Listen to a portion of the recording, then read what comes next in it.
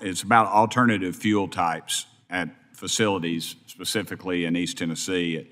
I'm wondering, is the federal government currently standing in the way of development or deployment of alternative fuel types other than electricity? I wouldn't say they're standing in the way. The alternative fuel types that maybe I'll say two things. One, we deploy whatever our customers need. So if our customers need electricity or renewable diesel, biodiesel, ethanol, then we deploy that infrastructure. The second thing is that we follow policy extremely closely. So we have supported other, federal government incentivized infrastructure.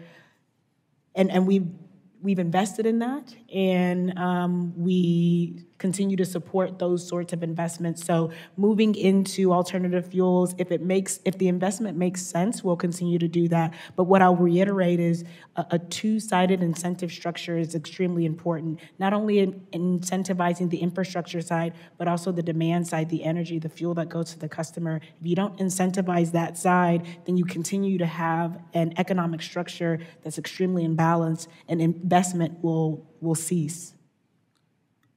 Thank you. Mr. Nigro, our nation is over $34 trillion in debt, and it seems like many rural Americans are struggling.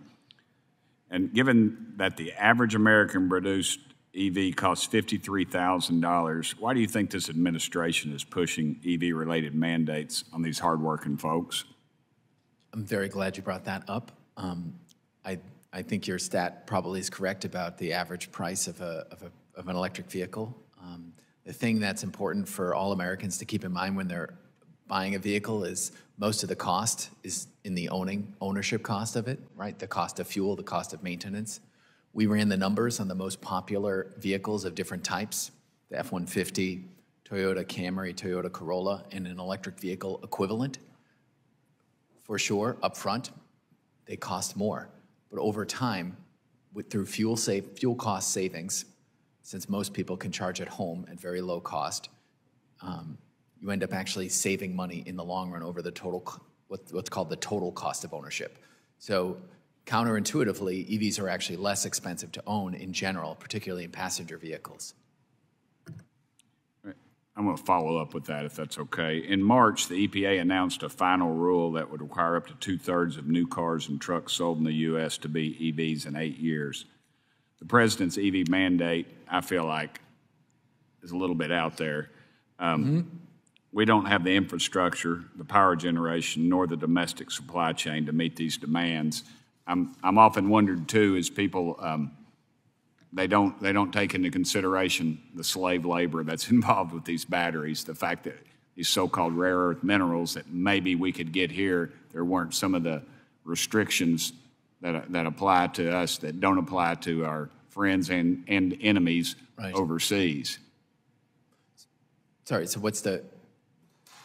would you like to comment on that? On critical minerals? Yes, sir. Sure, yeah. I think that's a really no pun intended, critically important issue, and it's really top of mind for anyone who's involved in EVs, in part because no one that works in this technology wants to repeat the mistakes that we had made with oil and all of the tragedies that resulted from human rights abuses and other things around the developing and extraction of oil over the last 100 years, not to mention the harm it's caused the planet. I think when we're thinking about critical minerals, there's two major things we have to keep in mind. One, when batteries obviously go into EVs, but they also go into what's in our pockets, what's in our laptops. So it's a much broader issue than just transportation. And secondly, nearly 95% of the critical minerals that go into a battery can actually be reused.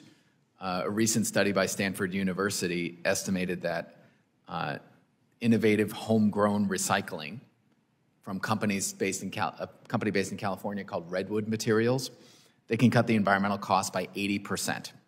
And this company is expecting to recycle enough materials for 1 million EVs a year by 2025. So not an immediate solution, but there's a pathway where we don't have to be as dependent on developing countries for that. As usual, when I get going down a good tunnel here, the time runs out. Madam Chairwoman, I yield back.